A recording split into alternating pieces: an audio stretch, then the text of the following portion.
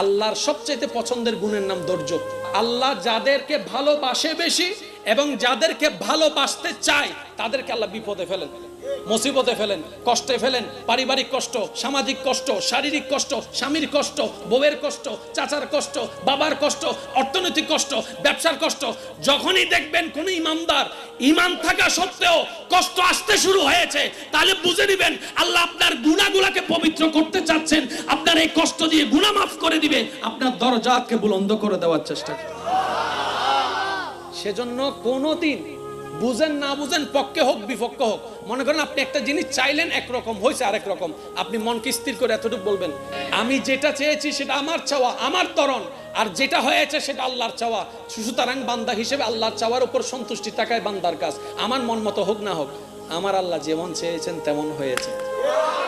ভাই দরকার কি কাল লাগিছে কি আছে না নাই, ওয়াই লুল্লে কুল্লে